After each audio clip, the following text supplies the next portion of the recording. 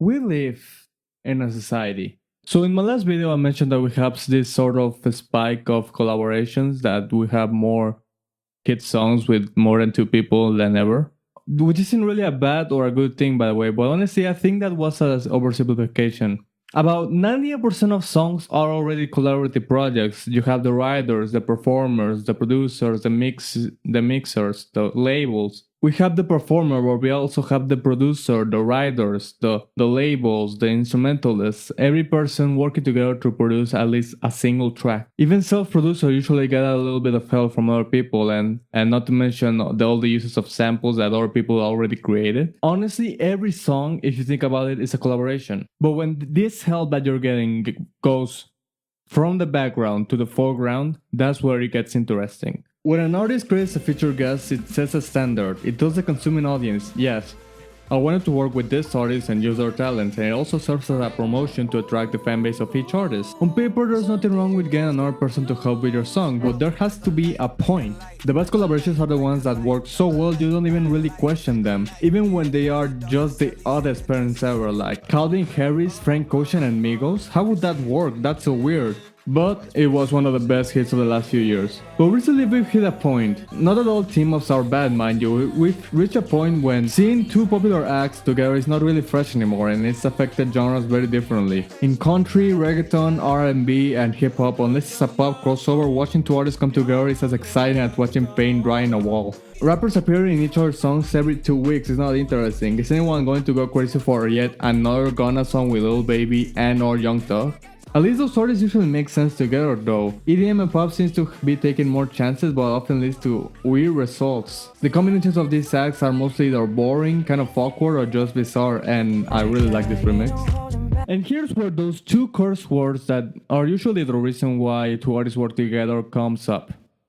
Name recognition. A new Shawn Mendes song? It debuts high but hovers below the top 10 for weeks. New Shawn Mendes song with Camila Cabello is a smash hit. There's artists that either wouldn't have a hit or would probably be on their way out if it wasn't for Drake's stupid ass. Two of his biggest hits this year have been given two of his previous beats, while are basically charity singles. These guys were just done, especially Chris Brown. And of course, they have no chemistry. It's even worse when it's pressed to albums. Currently, there's no better displays of the overuse of name recognition than DJ Khaled's discography, which used to be fine at first, but he really overstayed its welcome by now. His recent record, Father of Assad, had yet a cavalcade of A-list superstars like Cardi B, 21 Savage, Justin Bieber, Quavo, Beyonce, Jay-Z, J Balvin. All of these acts have been huge. There's a ton of hit potential in this album with all these singers and rappers coming together.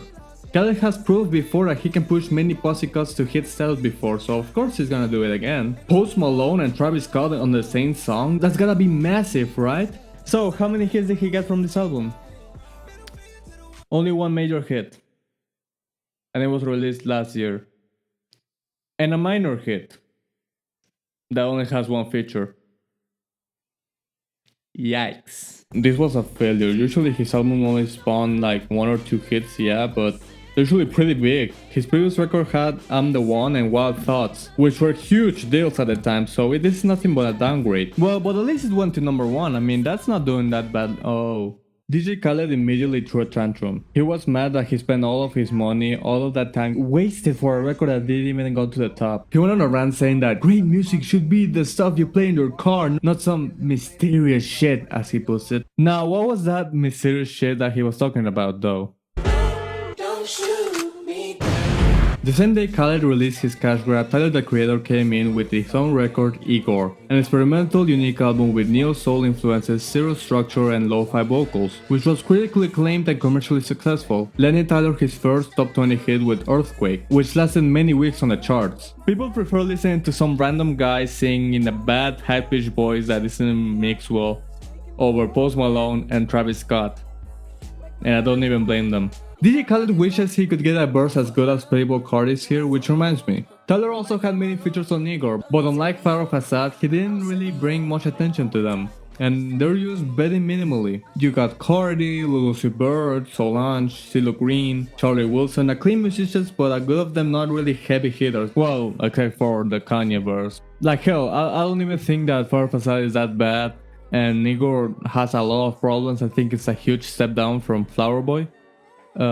Which is like my favorite record ever. Well, these are two ways to make a guest fill album. You have the singer-songwriter with a creative vision making an album where all the features are hidden and on your face. The other is a studio hack who just gets a bunch of the biggest artists to make a lot of hits, and puts them on the record. Now, what if we combine the two? What if an artist, a creative songwriter with a vision, decided to make an album with a bunch of guest features that was pretty much a cash grab with a lot of hits? What would that sound like?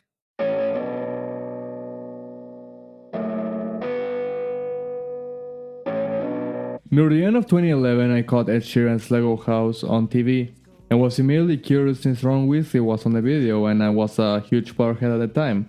I eventually learned to read other books, by the way, like The Hunger Games. Anyways, I checked out his album Plus afterwards. I actually bought it back when buying CDs was still not dumb, and was extremely impressed at how unique and quirky his songs were, especially for a folk artist. He covers so many topics and the record barely even becomes stale. He's more ambitious than, say, Jason Mraz, and he could actually rap really well. They say I'm up and coming like I'm fucking in an elevator. Honestly, I don't think J. Cole has said a line as good as that ever in his whole career. And yeah, I know, he was cheesy and probably too easy listening, but I'd be lying if I said I don't fall for the A-Team every time I listen to it. I guess he was the first artist I ever stand. Well, second artist, but that's a story for another day.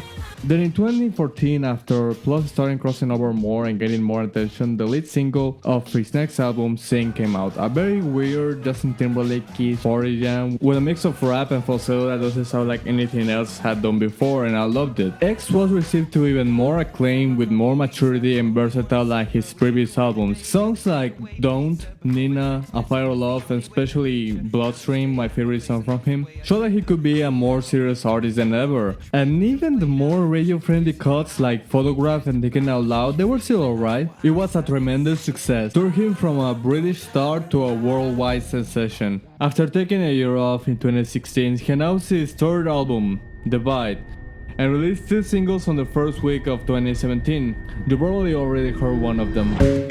I'm in love with the shape of you. We push and pull like a magnet do. Shape of You and Castle on the Hill were also very different from previous Ed songs. The former is a Caribbean dance song about a woman's body, while the latter is a U2-esque rock anthem about nostalgia. One of them did really well, became somewhat of a sleeper hit, and it was very good. The other one was Shape of You. Both songs are honestly good in their own right, but it's obvious that the worst song was the one that became massive, and while Castle on the Hill was acclaimed, Shape of You received a lot of negative comments, including from myself at the time, with people calling it vapid, lame, off-brand, gross, generic, and many other things like that. I don't disagree, but I'd rather defend the song honestly. I actually really like the production a lot now. It's a very well constructed pop song. It just came together very well, at least it was unique. It still screams of sellout, but what can you do? But then the album dropped and no boy, it wasn't very good. It just felt tired and generic, it did not evolve in any meaningful way. And it just felt like he was pandering to be radio friendly. Besides Castle on the Hill and Perfect, I struggle to call any song particularly great. And there's a few songs that are kind of really bad actually. Got his eyebrows plucked and his eyes so bleached. None of it affected its sales, in fact, it was also one of the most successful albums ever. Every single song, even the deluxe tracks, have at least like 150 million plays on Spotify. That's just insane. Those artists whose biggest hit don't even have that. But after the backlash came, people were just sick of Ed Sheeran completely. As underwhelmingly generic as the album was, I feel like the hate he received during that era was far bigger than he deserved. I mean, it felt like everyone was speaking of him between 2017 and 2019 because of how big his songs were. How he dominated charts so much that UK had to make theirs virtually broken now. How he wasn't allowed to wear casual clothes in front of Beyonce because she's royalty, I guess. How he appeared in Game of Thrones, which would definitely be the last bad thing to happen in that show. That show's never getting worse than this moment right here, folks. Don't worry. And also how he got Grammys for his mediocre material over fantastic work by talented women without even bothering to show up to the show. I even got mad at that honestly, but like, most of these aren't even his fault at all. He's just a talented creator who got way too big for his own good.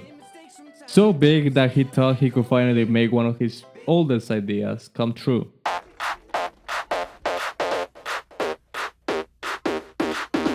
His latest project is all based on collaborations with other popular artists in every song, like a DJ Khaled album. But one where he plays a major part in all the tracks instead of just curating the beats and screaming two words in the background. Which for a grander vocal artist like Kanye and Tyler or a producer like Calvin Harris and Flying Lotus is good, it's fine, it's even recommended. But most pop stars usually shouldn't rely so heavily on guests, especially not someone like Ed who on his previous 3 major albums, he had a grand total of 0 features before, and while sometimes he's worked with other people when he's invited to other songs, he isn't really an artist who can listen to music that isn't his. He sticks out like a sore thumb. He's not like other artists. I've been looking at videos and documentaries of him writing songs and talking about his writing process. It's overall fascinating, which makes him one of a kind. But at the same time, this means that he clashes with nearly everyone he comes across with. I guess I have to mention that the new album is like a sequel to a 2011 EP number 5 collaborations. It was his 5th EP before getting signed on to a label, but it's a very bad title. It's just confusing to me. It's mostly with the help of grime rappers, some big in the UK, some not so much, but no one with international stardom. Like, look at the features. I don't want to insult them because I'm sure they're pretty good. I've heard a lot of great things about Wiley, but they're not superstars, certainly not as big as, say, Justin Bieber. It was a fine project, I liked it. So he apparently always wanted to do a sequel. Now that he's got a lot of fame and money to do so, now with bigger and better artists, but the feature list came out, it was just weird. Most of them were super safe choices like Cardi B, Bieber, Khaled, everyone works with them all the time now, so I get it. But then we get to Travis Scott. Okay, he does too many features, so it kind of makes sense. Stormzy. Alright. Eminem and 50 Cent. What? Young Thug. Meek Mill. Bruno Mars and Chris Stapleton in the same song, what the hell? It's not really that they are this super out of left field experimental guest picks or something, like, they're not. They're very famous, they do a lot of features, so it's not really surprising. Hell, the only artist here that hasn't had any hit or mainstream attention yet is probably Jeva. Is that, how the hell are they going to play off with that style? Like, okay, yeah, you're gonna say, what about Migos and Calvin Harris? It's not, you know that's not the same, right? You know that it's a producer with a bunch of rappers. This time it's Ed Sheeran. It's Ed fucking Sheeran. I mean, he says that he's always liked and appreciated every single artist on the record, and I do believe him.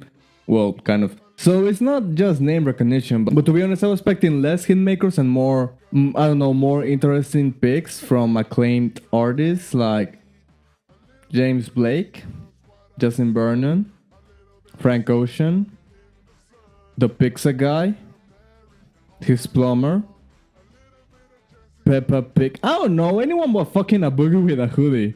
Ed Sheeran says that this is like his own version of 2003 Stadium Marmalade. A song that hasn't aged that well and is kind of embarrassing now, so let's see how this goes.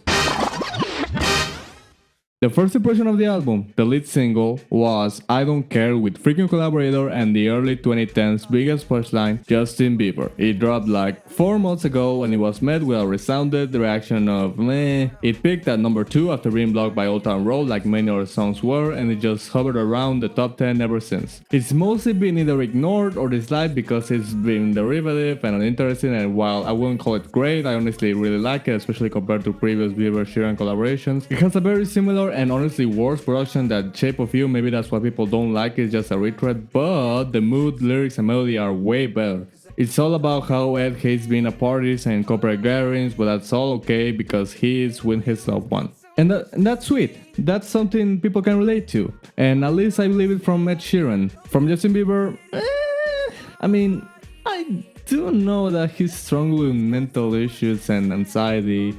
But with so many party songs in his repertoire, it's gonna take a little while until I'm fully on board with moody, I don't like partying Justin Bieber. I wouldn't mind if he's spending this on his future music, if he makes future music that is, I mean, he's, super rich and married now, why would he make more music? But not in here, where the beat's a little bit too upbeat and his performance is way too much. Like, I already said this, but he oversings way too much in this song.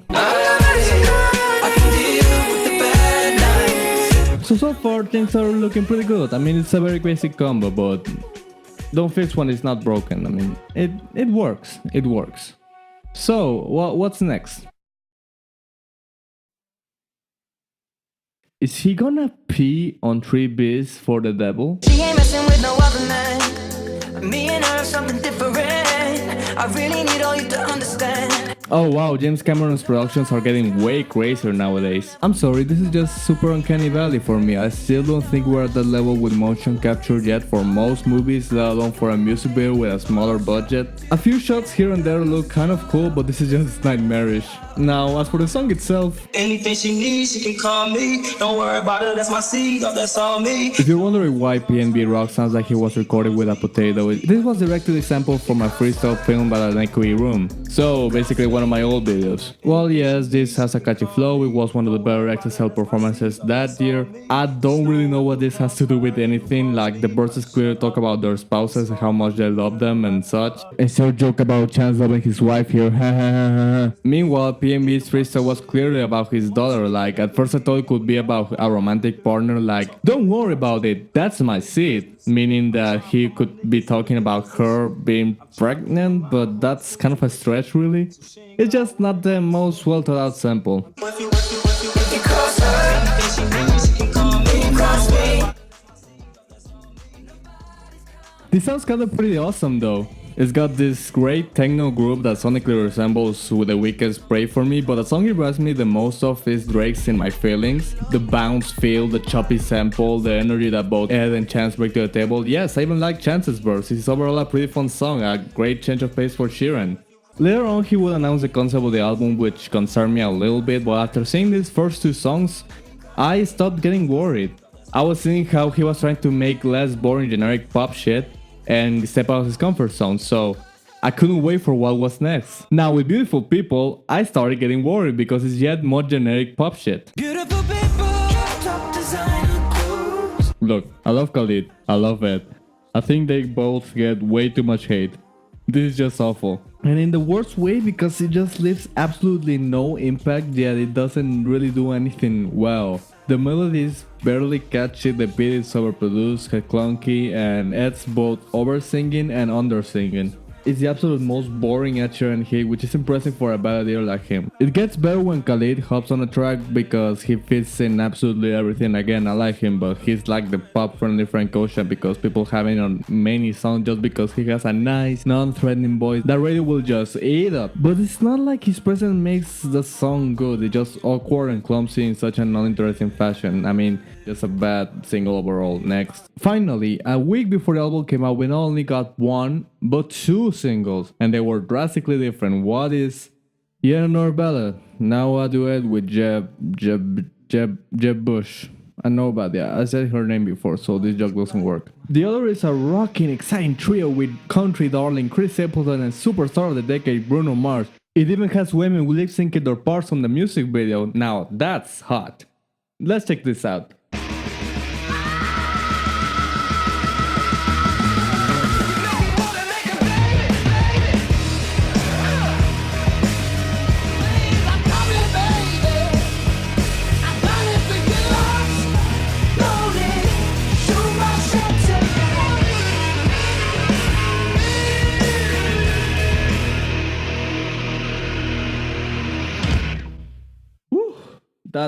That was a lot. Anyways, that didn't work at all. I'm sorry, but this should have been way better than it turned out to be, especially since I love all the artists involved. I don't know, I was just expecting something more than just horny on main dad rock. This feels so disjointed and lame and a bit awkward, they don't even harmonize once. And I thought, well, maybe they just couldn't work, but then Post Malone came in with his own rock song, Take What You Want, with Travis Scott and Ozzy Osbourne and just blew it out the water, so what do I know? Honestly, I prefer the acoustic guitar versions that Ed plays alone on the live shows. That surprisingly works way better. Speaking of better acoustic songs, best part of me. This is one of the best songs Ed Sheeran has ever written. Like, good lord. The way he self-deprecates in the song is just so heartbreaking. My eyes are crossed, but they're still blue. And my hair is thin and falling out. and I go from thin to overweight. Day to day it fluctuates. Whoa, slow down, Ed. Music critics will have to come up with new material to insult you. Why the hell she loved me when she could have anyone else? But seriously, later I'm going to talk about how the record tackles anxiety, insecurities, and such, but let me tell you, this track tackles it the best. The song is just so much more stripped back, right as it should be. It doesn't have one of those dance hip-hop beats that heavily clash with the lyrics, and Yeva is also a nice addition. I feel like she's gonna keep going places. She was Chance's backup singer back when he was good. She was heavily featured in the new Mark Ronson album, which should be much bigger than it was. She sounds great. I hope her career doesn't stall out. This is just a perfect song. Baby, I'm so in love with you. So far, I'm mixed on the album. Some decent songs, some really good songs, but a few stinkers, so it's a kind of a mixed bag so far. Some of them played off his strengths, some of them played off his weaknesses and didn't even try it at all. So what do I expect from this album? I'm not sure, but I'm pretty sure that it's not gonna be bad.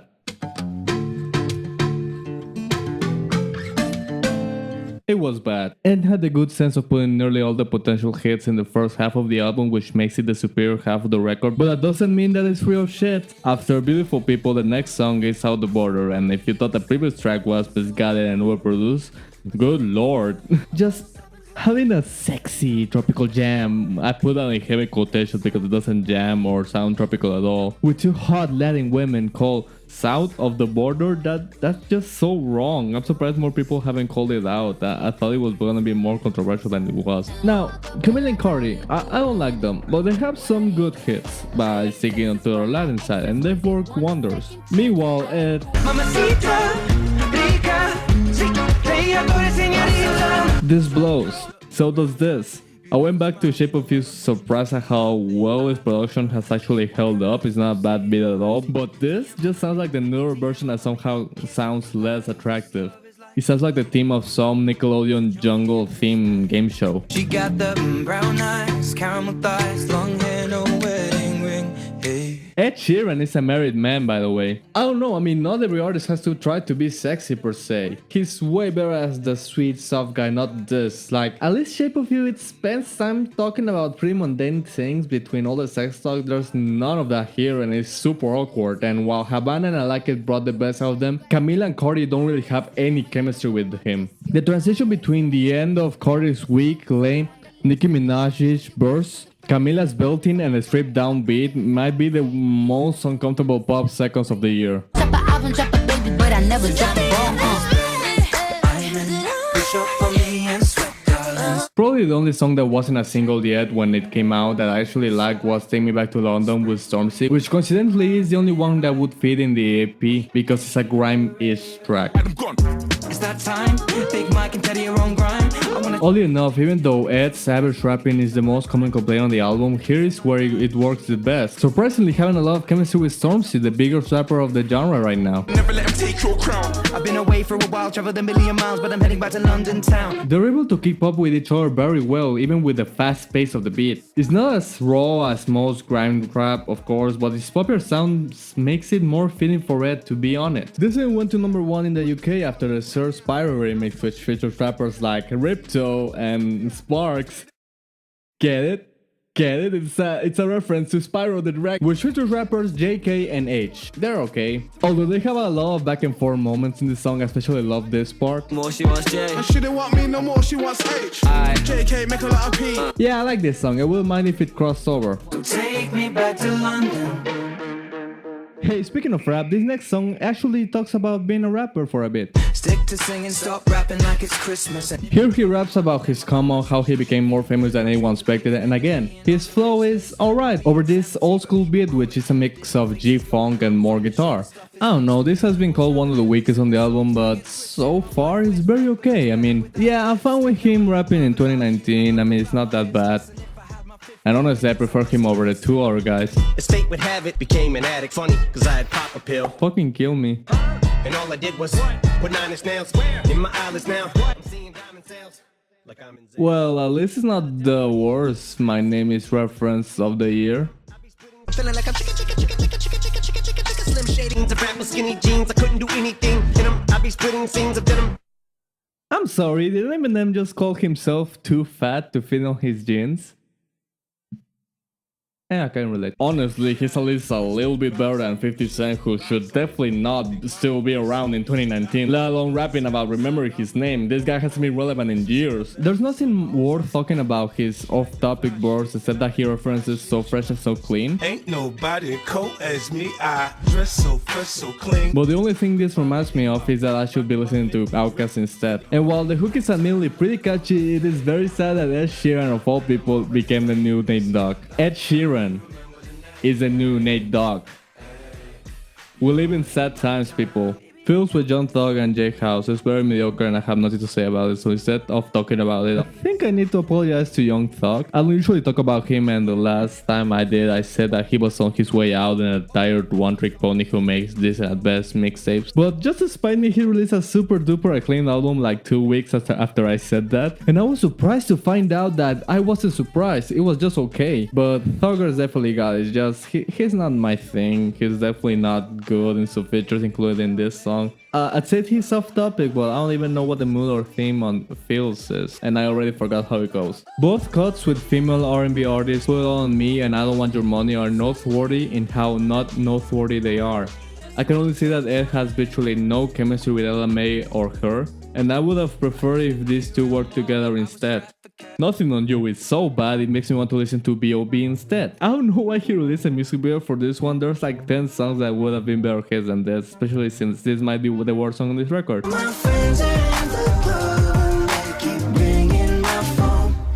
Also, out of all Latin artists, why Paulo Londra? He sucks. I speak Spanish, it's my native language and I can barely understand him. I listen to his songs and I'm not impressed at all, I only really liked one? And I'll even admit that it's mostly because of Becky G and the beat, not for anything that he brings to the table. Apparently he's a huge deal in Argentina, so I don't know what to say about him, just hold on. Hey Rodrigo, so I'm making a video and in one part I have to talk about Paulo Londra. I know that he's very important to your country. Like, I think he had the first #1 single in Argentina in the new charts that you guys have. So now that he's like the most important representative of your country when it comes to pop culture, he has to be super important. I mean, there's gotta be a reason why Ed Sheeran invited him to an album, you know. What can you say about him? He fucking sucks. Bad artist. Move on. Okay, that makes sense. Next up, 1000 Nights. Ed Sheeran was in one of the biggest movies of 2019. He wants to be in another one now, apparently. I mean, he has the biggest tour of all time or something like that, and he talks about that, but that's just so not compelling. Who cares? I don't care. I don't know why they still put Meek Mill in other people's song. I mean, he's not bad, but he either phones it in or just overwhelms. Either way, unless it's like a woman for the hook, I don't think he's ever had chemistry with anyone really, especially Lil Baby, who has shared like 4 songs with him this year for some reason. I mean, not that having chemistry with fucking a boogie with a hood is something that you should strive for, but still. I mean, commit to your work, man. Me and Meek and Ed Sheeran just like the Beatles. Ha! Yeah, sure, the next Bills. That's not even a new comparison anymore. You might have missed the biggest song of the winter 3 years ago. FYI, you're still missing a Beatle too. You can't be the Beatles with a fraction of the members, you'll need all 4. Ed, you should know this. You were in yesterday and that didn't work at all. A boogie with the... Who the fuck cares about this guy? Apparently he has like one of the best selling albums of the year. Like top 5 or something. And you're just...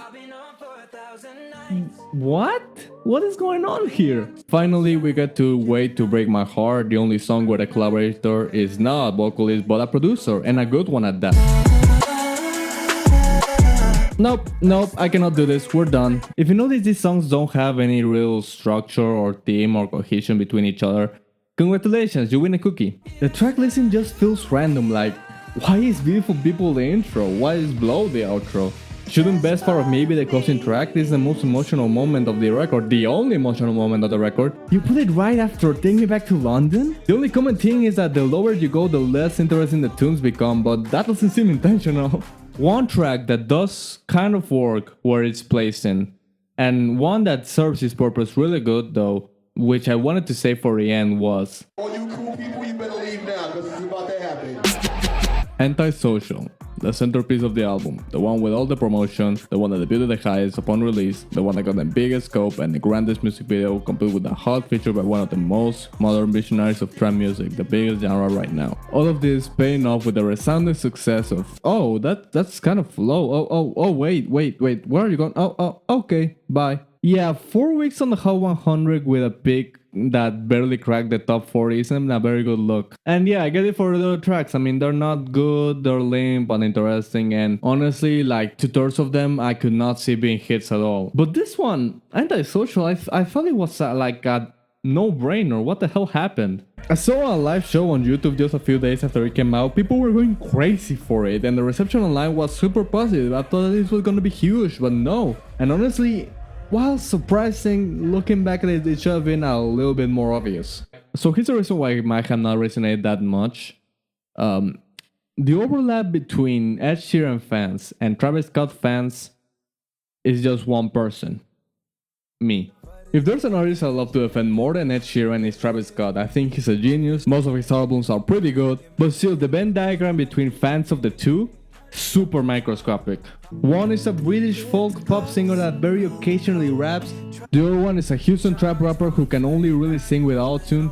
Ed usually works alone with intimate ballads and the occasional happy pop tune and barely comes out in music videos. Travis brings a billion artists to every project he does, and he's mostly moody and nice and aggressive, making these experimental, bizarre music videos. Although I do get why Ed would like to model his own record to be like Travis, especially now that he's the shit. But he has very little experience to do this. The reason why Travis can make an Astroworld is that he gained the ability of grabbing the voices of many talents and make them his instruments like a conductor. Who put this shit together? I'm the glue. Hey, speaking of this song, the second reason is that this is way too familiar. It's way too similar to Sicko Mode. It just sounds like what you'd find if you look for a Travis Scott type beat on SoundCloud. It's got one of those Dave Meyers nightmare videos when he just directs artists in different wacky scenarios that don't really make any sense together, which worked for Sicko Mode. It's worked for Kendrick Lamar, but it's getting really old at this point. By the tone of my voice, you can already see coming that my final reason is that this isn't very good. I mean, it's catchy. It's more interesting than most hit songs this year. I kind of find myself bopping my head to it every once in a while when I listen to it. And of course, it's much better than most of the album, but it's just super clunky and awkward. I don't know, the fact that this one actually stands out makes his flaws more apparent. I don't really like Ed's flow on his verse. It alternates between half rapping and half singing. That doesn't really work well. The hook sounds like a kid being annoyed by his older brother. I think the song really picks up when Travis comes in, since he can write the beat much better. Although that's not saying much, seeing how it's pretty much modeled around his biggest hits. It's like when a comedian plays one of his movie characters for a special TV appearance, like, no shit, they're not gonna fuck them up, it's their character. Look, it's mostly a combination of lyrics and sound that don't really work for me. When I want to listen to a song about being antisocial, braggadocious, boppy, Travis Scott hip-hop banger, that's not what I'm really looking for. If you want a song about general social awkwardness and not wanting to go to parties, there's better songs. For example, Here by Alicia Cara. I don't know if it's still well regarded, but this is just a tight pop song. The atmosphere is so elegant thanks to the Isaac Hayes sample, and Alicia somehow sounds more mature when she was a teenager than Ed and Travis do in their near 30s. It's an uncomfortable song about being uncomfortable, and it led her to have a brief period in the mainstream as the outcast pop star, until she decided to be the woke pop star, and then not the star at all. I miss Alicia Cara. But if that song sounds way too cynical and moody for you, there's also All My Friends with Tinashe and Chance the Rapper, which nails the optimistic yet melancholy tone that it's going for.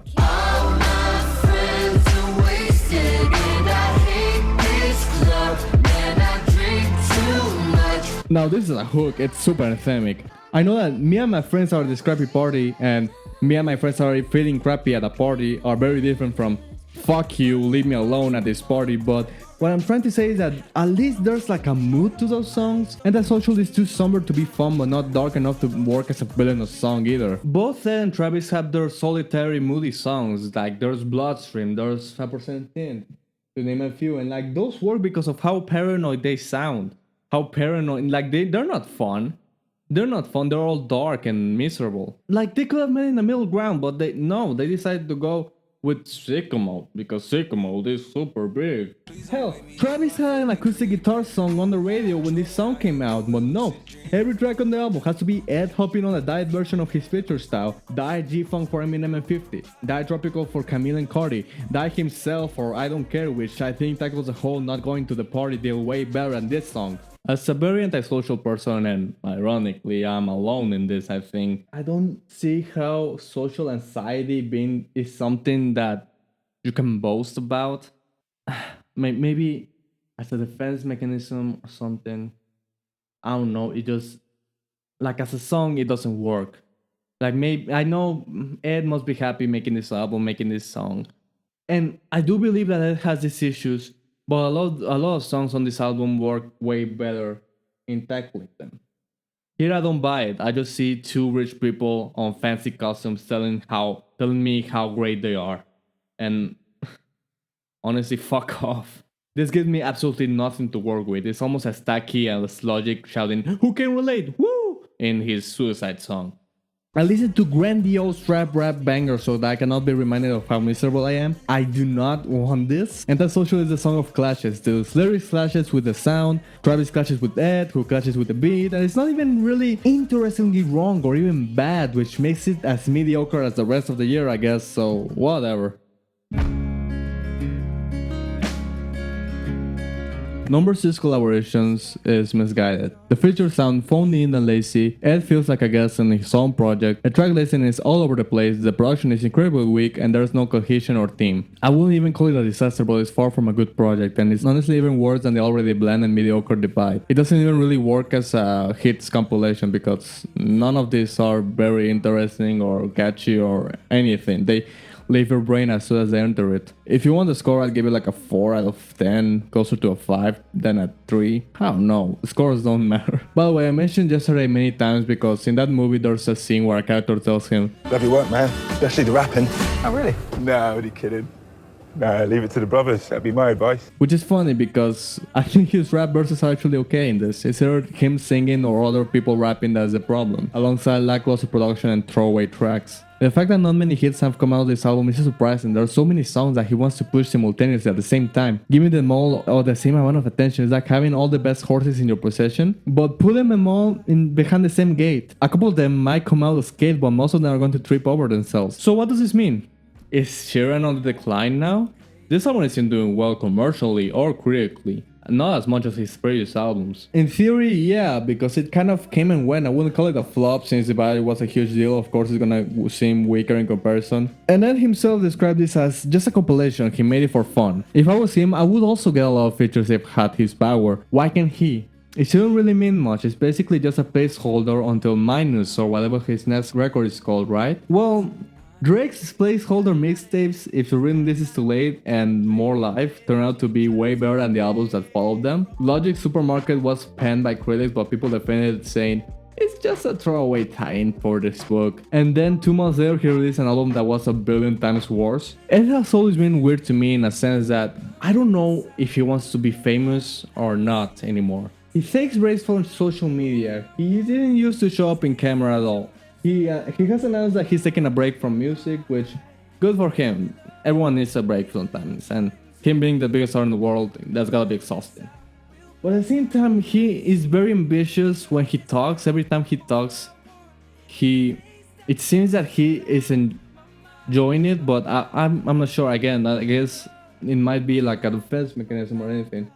And I honestly cannot see someone dissatisfied with fame and dissatisfied with being social, making a project like this, a project where you work with a ton of people.